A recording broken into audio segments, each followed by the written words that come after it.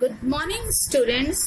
आज हम लोग तुलसीदास जी की रचना रामचरित मानस के बाल कांड के धनुष भंग के अंतर्गत जो दोहे और पद दिए गए हैं उनका अध्ययन हम लोग आगे का करेंगे।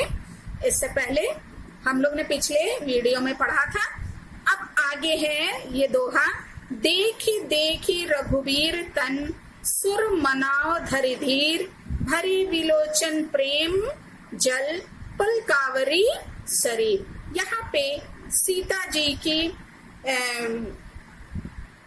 का वर्णन है कि वो रघुवीर अर्थात राम जी के सुकुमार शरीर को बार बार देखती हैं और वो क्या कर रही है, सुर मनाओ, देवताओं को मना रही हैं। धैर्य को धारण करते हुए क्या कर रही हैं, देवताओं को मने मन मना रही हैं।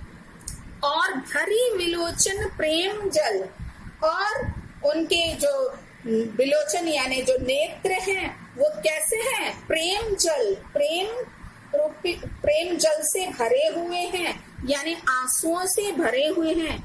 पुलकावरी शरीर, और उनका जो शरीर है वो उनके प्रेम के कारण वो रोमांचित है। पुलकावरी मतलब रोमांचित हो रहा है, उसका यहाँ पे इन्होंने वर्णन किया है।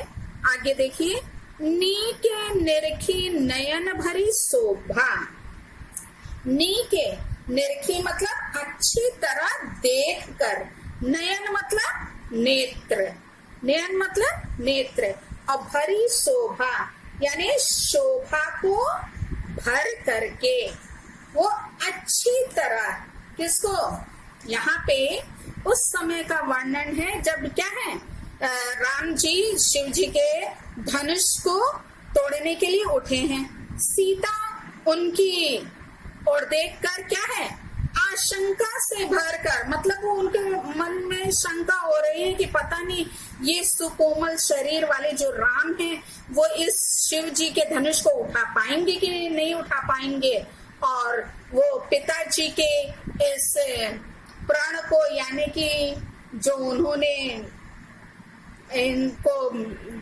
उन्होंने सोच रखा था ना कि जो इसकी धनुष की प्रत्यंचा को चढ़ा लेगा उसी के साथ हम सीता जी का विवाह करेंगे।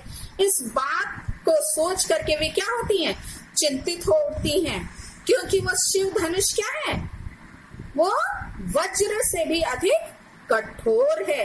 और ढेर सारे राजा महाराजा जो राजकुमार आए वो सब उसको उठाने में अपने आप को क्या समर्थ नहीं पाए, वो उसको उठा नहीं पाए, जो कि अत्यधिक वीर योद्धा थे, जिसमें आपने रावण का नाम और बाणासुर का नाम भी सुना कि वो लोग भी उसमें आए थे, लेकिन वो लोग भी उसको उठा नहीं सके, उस पर डोरी को चढ़ा नहीं सके।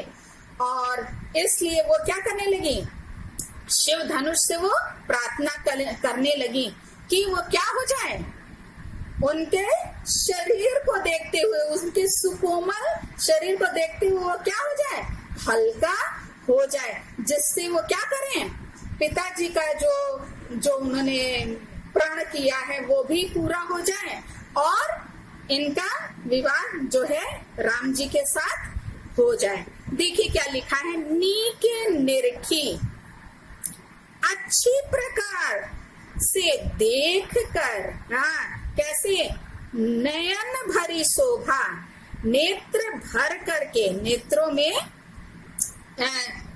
श्री राम जी की शोभा को देखकर, पितु पनु यानी पिताजी के, पनु मतलब प्रण का, सुमिरी यानी स्मरण करके, पिताजी के प्राण का स्मरण करके, बहुरी मनु क्षोभा, वो क्या करती हैं, सीता जी का जो मन है वो क्या हो जाता है, क्षुब्ध हो उठा, यानी वो अंदर ही अंदर क्या हो गई, दुखी हो गई कि पता नहीं ये उठा पाएंगे कि नहीं उठा पाएंगे। वे मन बड़ी क्या है, विचलित होती, परेशान होती हैं। आगे लिखा है, अह तात दारुनी हट ठानी, दारुनी यानी कठिन, पिता यानी अहो पिताजी ने कैसा हठ ठाना है, कठिन हठ ठाना है, समझत नहीं कछु लाभ न हानि, और वे लाभ और हानि को, लाभ और हानि को कुछ नहीं, कछु नहीं समझत, कुछ भी नहीं समझ रहे हैं। सचिव समय सिख दे न कोई, आगे कह रहे हैं सचिव मंत्री को कहा जाता है, और मंत्री भी उन्हें क्या कर रहे हैं, सिख दे न कोई, उस समय कोई भी उन्हें सीख नहीं दे रहा है। मतलब कि कोई भी मंत्री उन्हें ये सलाह नहीं दे रहा है कि ये इस प्रकार का हट ना करें।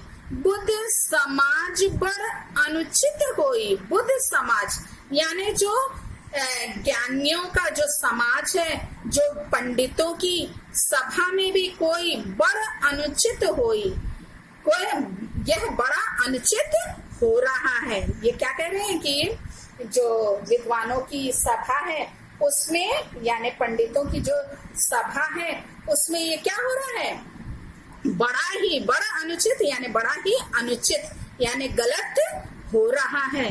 कह धनु कलिसहु चाहि कठोरा, कहा धनुष, और कलिसहु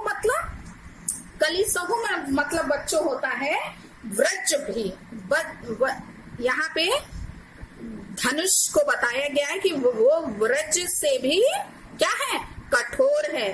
चाहि कठोरा, वो धनुष जो है वो वज्र से भी क्या है, कठोर है, बढ़कर कठोर धनुष।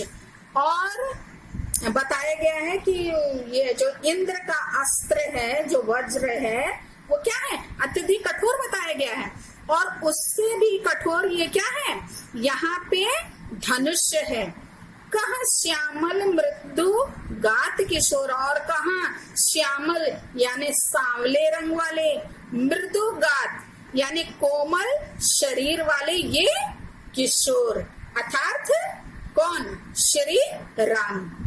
विधि के ही भांति धरो और धीरा, विधि यानी विधाता, अर्थात ब्रह्मा जो है वो भी क्या कर रहे हैं,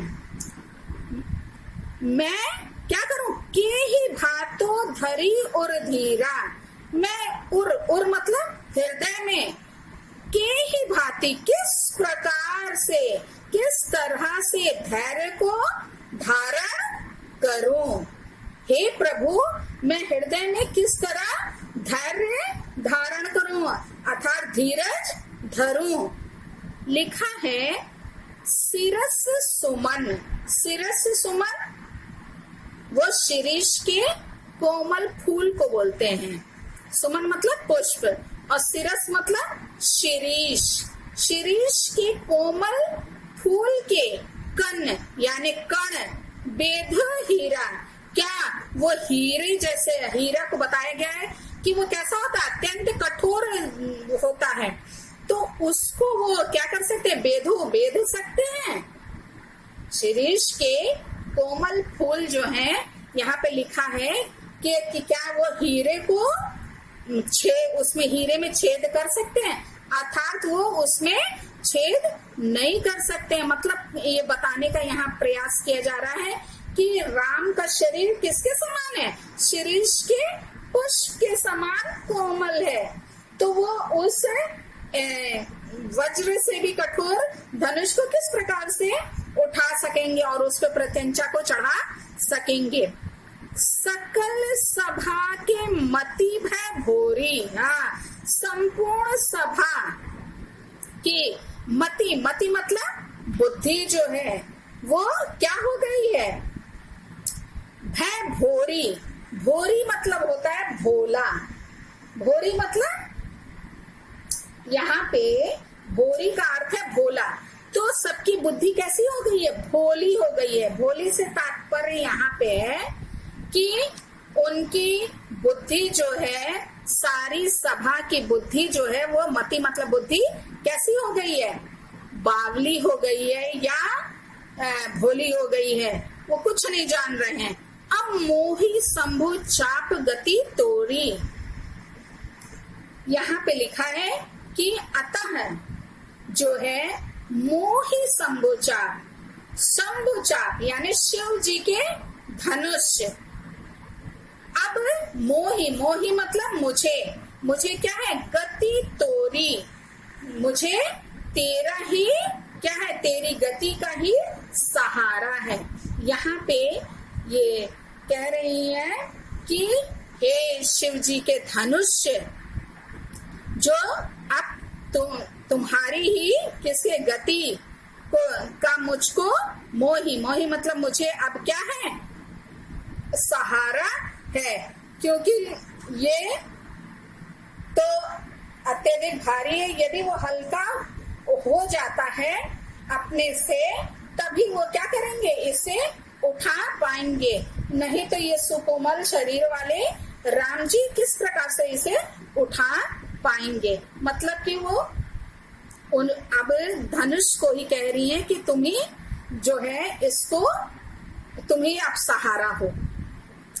निज जड़ता लोघन पर डारी, निज जड़ता, निज मतलब अपनी, जड़ता यानी जो भारीपन है वो क्या करो, लोघन पर डाली, लोगों पर डाल करके हो हरऊ, हो जाओ क्या, हरऊ, हरऊ यानी हल्का हो जाओ, रघुपति ही निहारी, ये रघुपति अर्थात राम जी को निहारी मतलब देख करके।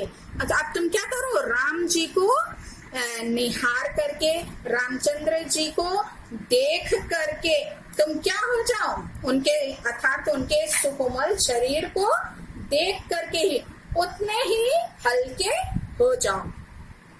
आगे लिखा है अति परिताप सीमन माही। हाँ, यहाँ पे सीता जी के मन में क्या हो रहा है, अत्यधिक परिताप, परिताप मतलब संताप हो रहा है या दुख हो रहा है। अति मतलब अत्यधिक, बड़ा ही दुख होने हो रहा है, सीता जी के मन में बड़ा ही क्या हो रहा है, दुख हो रहा है। लव निमेष, लव निमेष मतलब होता है जो पल या क्षण, निमिष यानी समय की इकाई तो के समान, लव निमिष मतलब पल भर, निमिष के समान अर्थात समय की इकाई के समान जो है।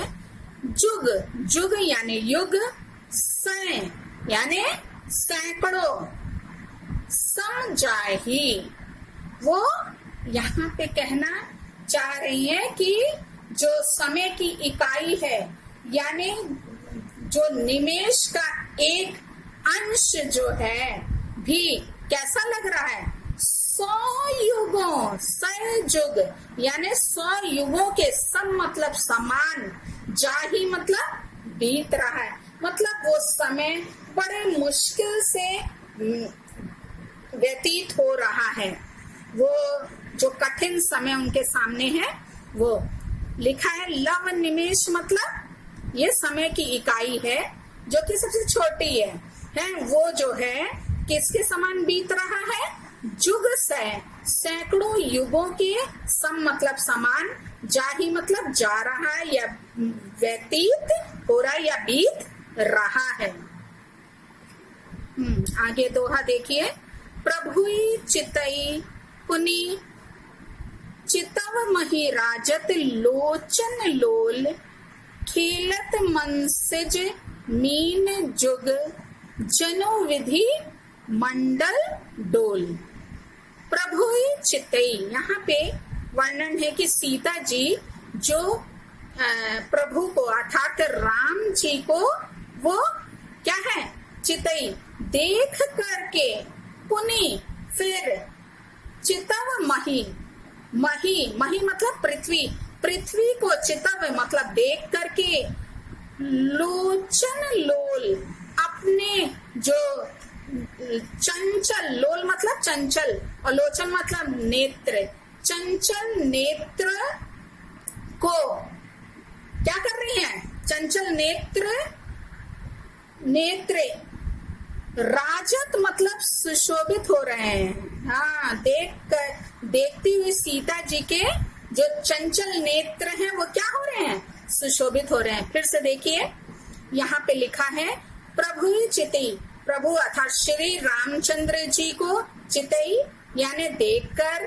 पुनि फिर, चितव मही यानी पृथ्वी की ओर देखती हुई जो सीता जी हैं, सीता जी के जो लोचन जो हैं, चंचल जो नेत्र हैं, वो क्या हो रहे हैं, नेत्र के समान, नेत्र जो है इस प्रकार राजत, राजत मतलब सुशोभित हो रहे हैं। यहाँ पे अगली लाइन में आएगा जनु, जनु यानी मानो, विधु मंडल डोल, मानो चंद्रमंडल, विधु मंडल मतलब चंद्रमंडल रूपी डोल में। आप देखे होंगे चंद्रमा क्या है, ऐसे गोल जो है, आधा चांद जैसे रहता है, तो उसको क्या बताया, विधु मंडल डोल यानी चंद्रमंडल रूपी डोल में। खीलत मनसिज मीन जुग, मनसिज, मनसिज मतलब होता है कामदेव, कामदेव की, मीन मतलब मछलियां, और जुग मतलब दो, दो मछलियां जो है मानो वो क्या कर रही हैं, खेलत मतलब खेल रही हैं, मानो चंद्र मंडल रूपी डोल में कामदेव की दो मछलियां जो हैं वो क्या कर रही हैं, खेल रही हो, ऐसा प्रतीत हो रहा है।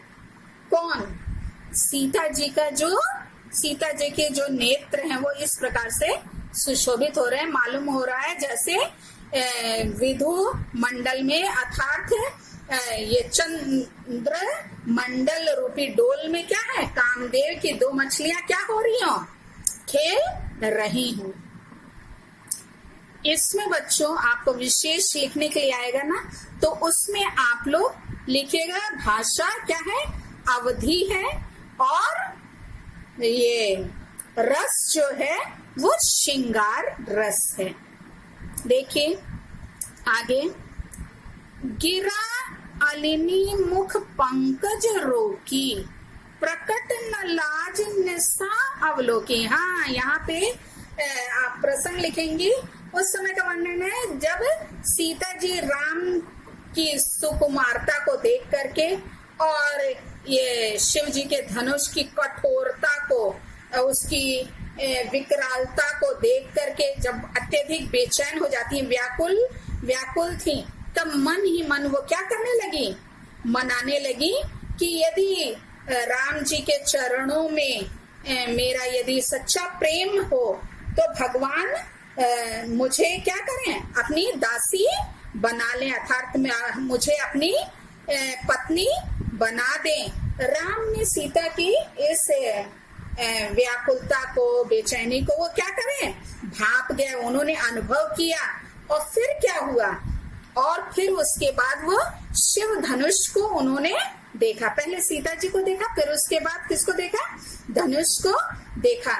तब लक्ष्मण जो पृथ्वी को, लक्ष्मण जी ने क्या किया, पृथ्वी को चरण से दबाकर बोले, ये जो अगला वाला हम लोग पद पढ़ने जा रहे हैं उसको इन्होंने बोला, गिरा अलिनी, गिरा मतलब होता है वाणी, गिरा मतलब वाणी, और अलीम होता है भ्रमर। मुख पंकज रोकी, पंकज यानी कमल, मुख रूपी कमल को रोकी मतलब रोक रखा है। सीता जी की गिरा यानी वाणी, वाणी रूपी भ्रमर को, भ्रमरी को मुख रूपी कमल ने क्या कर रखा है, रोक रखा है।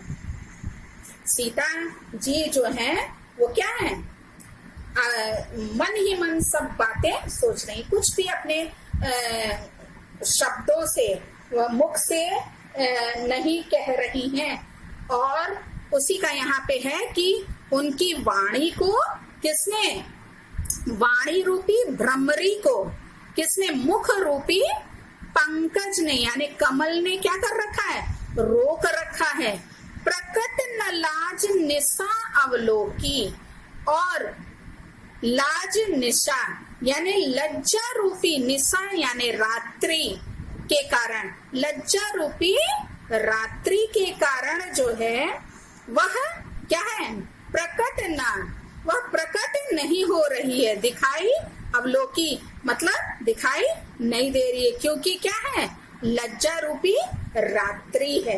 यानी कि वो लज्जावश जो है वो कुछ कह नहीं रही है, उसका यहाँ पे इन्होंने वर्णन किया है। लोचन जल रहे लोचन कोना, हाँ उनके नेत्रों में जो आंसू है वो किस प्रकार से, जो आंसू उमड़ आए हैं वो आंखों के कोनों में ही, लोचन, लोचन यानी नेत्र, नेत्रों के कोने में ही क्या है, छिपे हुए हैं।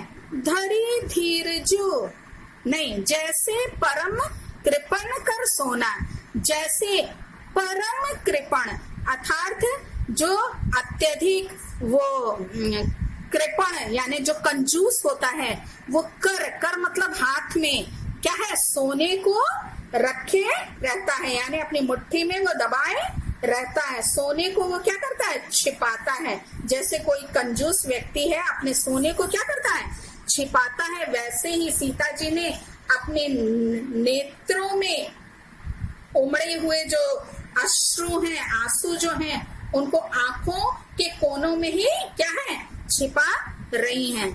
संकुची व्याकुलता बड़ी जानी, हाँ संकुची व्याकुलता, वो संकोच और व्याकुलता से युक्त बड़ी जानी, संकोच और व्याकुलता से युक्त धरी धीरजो प्रतीति और आनी। यहाँ पे लिखा है कि सीता जो है अंततः हृदय में, और मतलब हृदय में धरी धीरजु धैर्य को धारण करके कहने लगी कि क्या कहने लगी, यहाँ संकोच और व्याकुलता जो है वो बड़ी जानी, व्याकुलता को जान करके वो क्या है, अंततः जो है वो हृदय में ही उसको उसकी प्रतीति कर रही हैं, और क्या है, धैर्य को धारण करके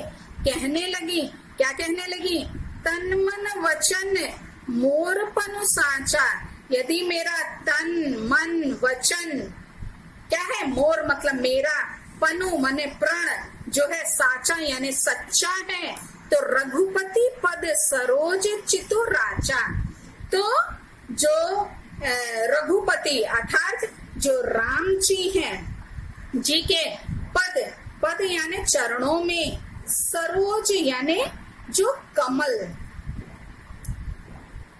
किसके, चितुराचा, चित्त जो है उनका क्या है, यहाँ पे लिखा है कि उनका जो, यदि मेरा तन मन और जो वचन है वो यदि क्या है, और प्राण मेरा कैसा है, सच्चा है, तो क्या हो, जो अंतर्यामी प्रभु है अर्थात जो श्री राम है, रघुपति जो है, आप क्या करें, आप मुझे, यहाँ पे लिखा है कि वो अपने आप को, हाँ चित्त में वो क्या कर ले, बसा ले, वो उनका पद जो है, कमल रूपी जो चरण है, वो उनकी वो दासी बनना चाहती हैं, यहाँ पे ये बताने का प्रयास किया गया है।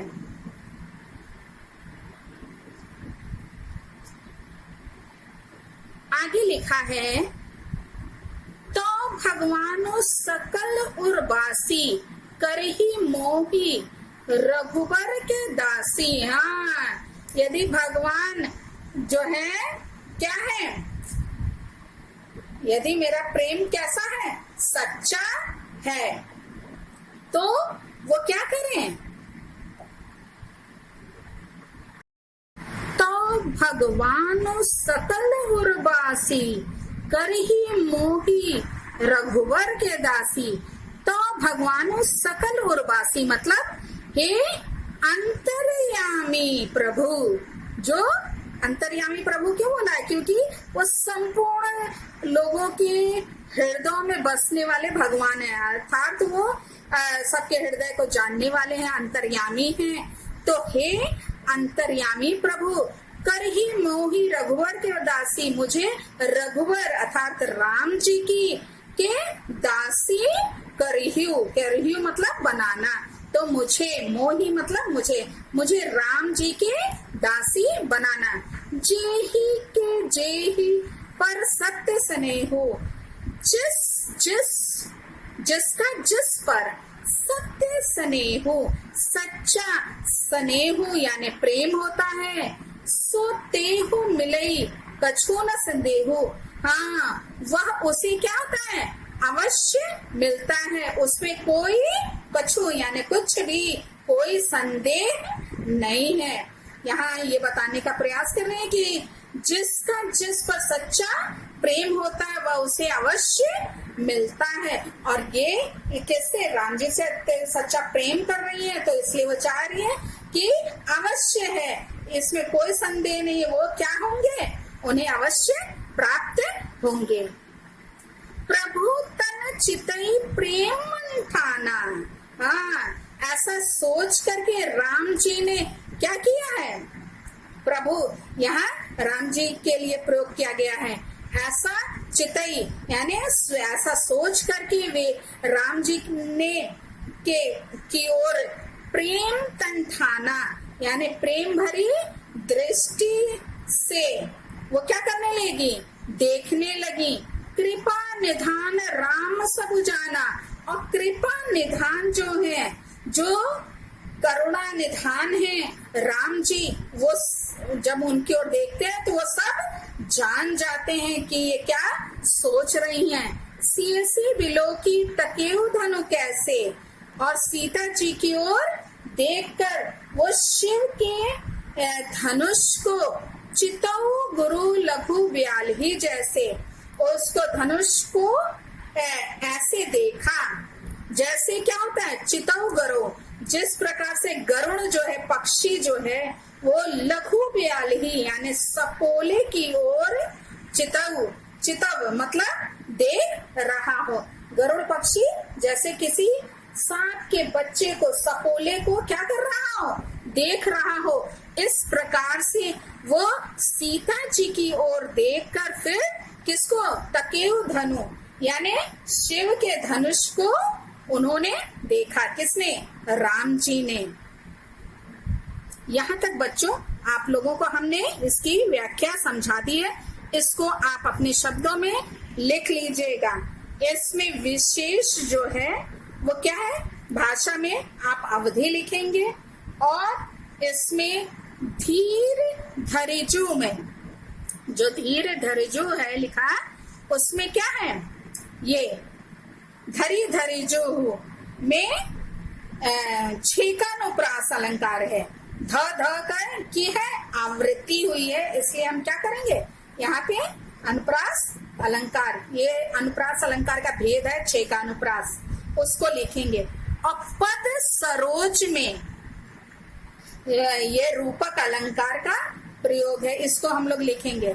और विशेष में आप ये भी लिख सकते हैं कि इसमें सीता जी की व्याकुलता और राम के प्रति उनकी प्रेम को यहाँ पे दर्शाया गया है। वो उनकी सेविका बनना चाहती, उनकी दासी बनना चाहती हैं, उनकी पत्नी वो बनना चाहती है। इसका एक बहुत सुंदर वर्णन इसमें किया है। अब इसके आगे का हम लोग अगले वीडियो में अध्ययन करेंगे। इसका बच्चों आप लोग इसकी व्याख्या संदर्भ प्रसंग सहित अपनी फेयर कॉपी में लिख लीजिएगा ताकि वो आपके पास रहे। Thank you.